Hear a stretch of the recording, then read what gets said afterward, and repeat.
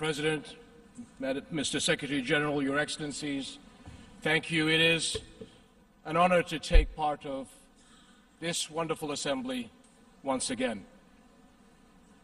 The United Nations was born in the ashes of the Second World War, out of a deep desire to protect new generations from suffering, destruction, and want. Today, these hopes still face challenges. Peace and stability have met threats in every region. Too many people remain excluded from the promise of prosperity. And global terror continues to target all nations here in this chamber. I've called it a third world war. My friends, these challenges do not make collective action and mutual respect less important. If anything, they make our partnership even more important. Because what is the alternative? A world without the peace and accord we need to work together, to trade together, expand opportunity together? A world where crises are not resolved, but magnified, violence spreads, more refugees flee, because we cannot work together to help people stay safe and thrive? We have a long way to go to deliver global opportunity and hope. But we cannot simply give up because the task is hard. All our countries benefit when we unite in common cause.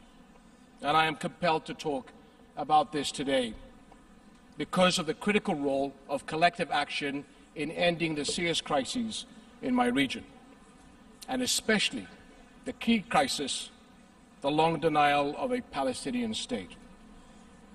Every UN resolution since the beginning of this crisis, every resolution, whether from the General Assembly or the Security Council, recognizes the equal rights of the Palestinian people to a future of peace, dignity, and hope.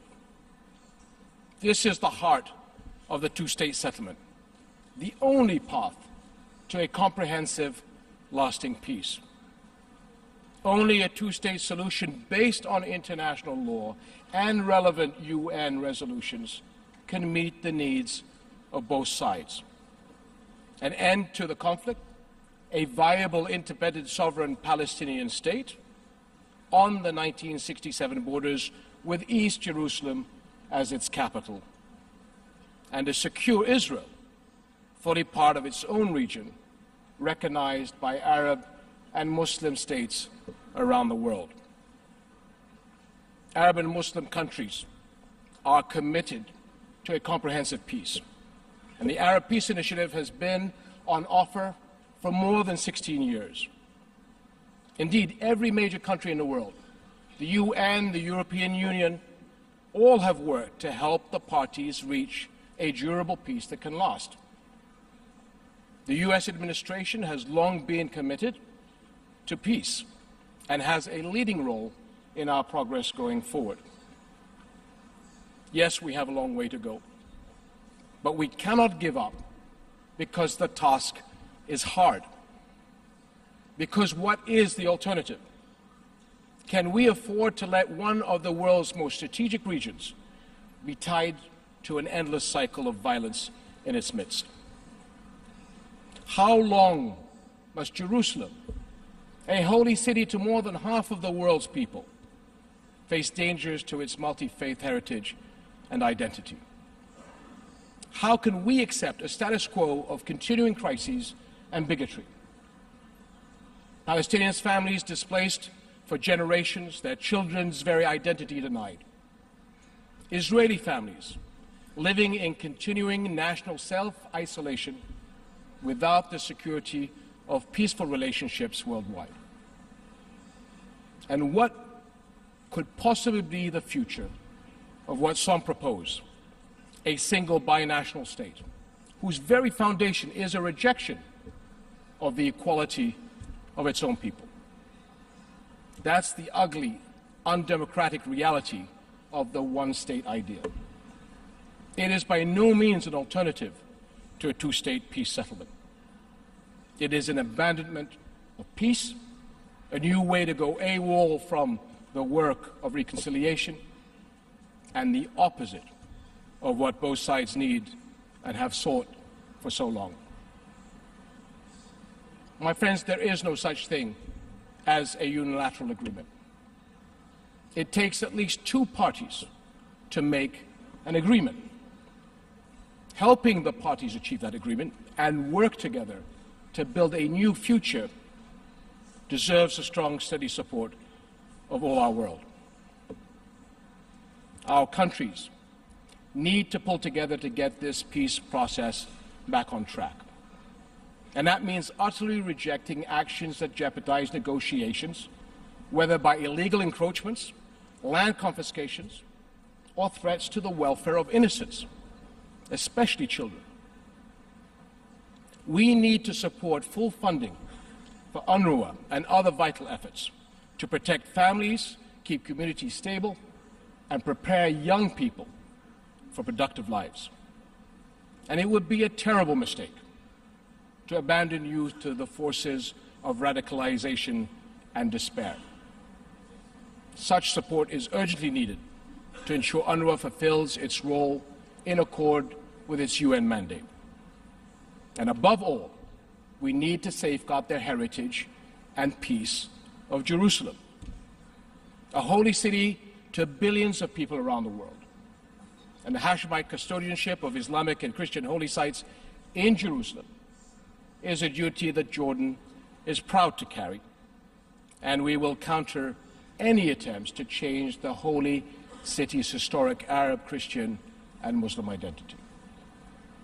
But Jerusalem's future is not Jordan's concern alone. It is yours. There are global implications when religious worship is threatened and international law is undermined. My friends, collective action is also vital when it comes to resolving other conflicts and crises that threaten our world. Jordan will continue to support all multilateral efforts to help Syria achieve a political solution based on the Geneva process and UN Security Council Resolution 2254 to safeguard the country's unity, sovereignty, and territorial integrity and create the conditions for stability and rebuilding. An effective global response to terror also requires continued collective action. Let's be clear about it. For all our victories, the fight against these outlaws, the Khawarij of Islam, is not over. Winning the war demands a long-term holistic approach, one that pairs security measures with strong initiatives that support inclusion and hope. Offline and online, we must counter all, and I say all, ideologies of hatred, including Islamophobia. And Jordanians have led efforts to unite the world in mutual respect and understanding. And finally, we must also strengthen our collective response to the global refugee crisis. Now, as many of you know, Jordan has carried a massive, disproportionate burden as a refugee host. Our people have opened their homes, schools, public services, hospitals. We've shared our country's scarce resources, our food and energy, our precious water. The crisis has held back economic growth and job creation, jobs urgently needed by our young people, more than 60% of our population. Jordanians have borne this refugee burden in full accord with our country's long humanitarian traditions. But we know, and the world knows, that this crisis is a global responsibility. The sacrifices we and other host countries make every day can only continue if donor nations hold up their side of the partnership. And that means continued multi-track efforts in development support and humanitarian assistance. Efforts which not only prepare refugees to return home and rebuild their countries, but also give hope to the people of host countries, those who have sacrificed so much. My friends, the world cannot address the refugee crisis or any global crisis unless we work together to support those who are doing the right thing for the future we all share. Peace and prosperity demand constant collective action. The alternative is to fail our history and fail our future. So let us choose instead to succeed, to give the world's people, especially young people, confidence in global justice, hope for new opportunity, and international laws and agreements and institutions that everyone can rely on. Thank you very much.